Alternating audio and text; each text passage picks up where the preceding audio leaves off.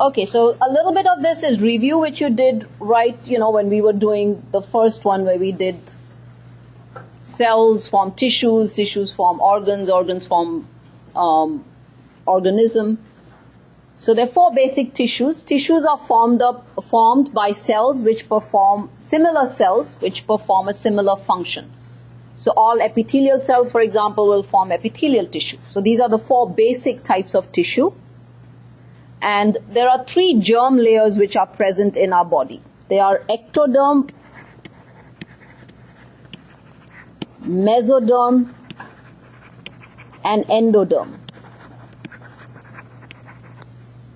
If you look at a fetus from the outside, so if I draw a fetus like this, and this is where the eye is, this is where the limbs will form, a little fetus. Ectoderm is on the outside. So if you remember this way, it's on the outside, so it will give rise to skin, like the epidermis of skin. Not muscles. Ectoderm outside gives rise to epidermis. Endoderm is on the inside. So from here, if I draw the mouth and, the digestive tract and so on, so it's inside. The inner lining is formed by endoderm. So this on the outside is ectoderm, on the inside, the inner lining. So the epithelium of the gastrointestinal tract, the epithelium of the genitourinary tract, that's again endoderm. And in between, this area in between is mesoderm.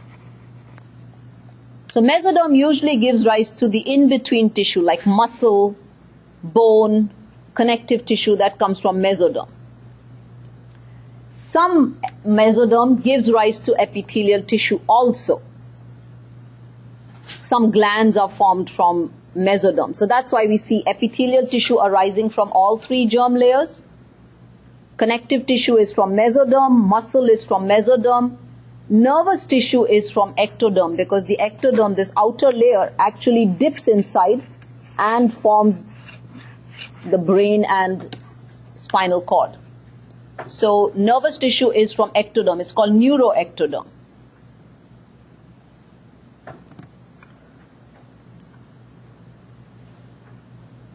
Let's look at epithelial tissue. It forms the lining on the outside. It lines the outside of our body like the epidermis of the skin, or lines the inside of cavities of certain organs or body cavities. We'll see which ones.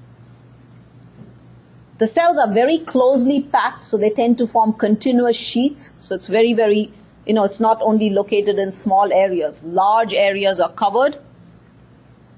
The cells invariably sit on a basement membrane.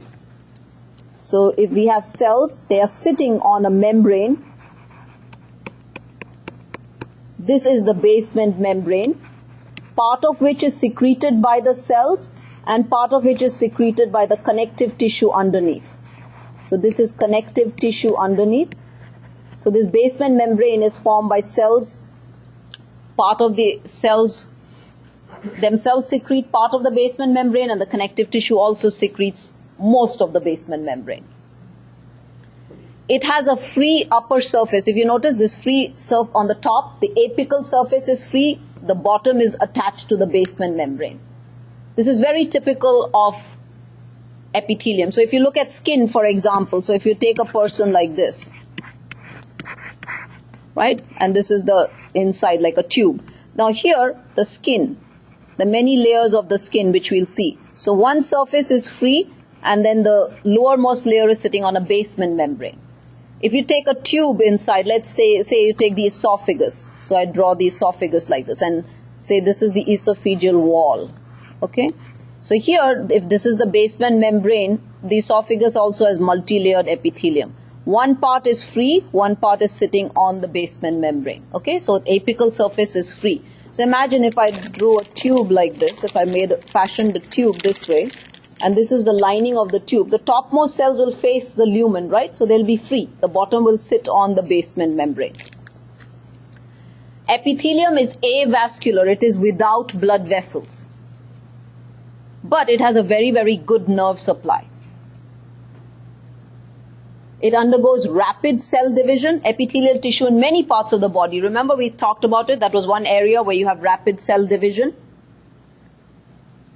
As I said, it forms the lining of many organs which have a hollow cavity, like the esophagus, the stomach, the duodenum, the small intestine, the fallopian tube forms the lining. And it also forms, in many parts, it forms what is called glandular epithelium. So let's say if this is the stomach, and I take a small part of the stomach, and I'm just showing you a small part, so this is the wall of the stomach, and here's the epithelium. The epithelium is thin and tall like this, single layer of cells. In some parts, this epithelium dips down like this, and then goes back up. So where it's dipping down, you can see it forms what is called glandular epithelium. This forms glands. And they secrete by means of this duct. This area here is the duct.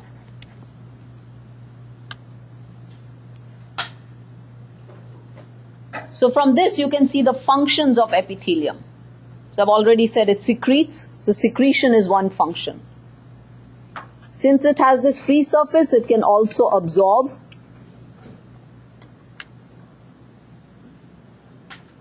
In areas where it is thick, it is protective.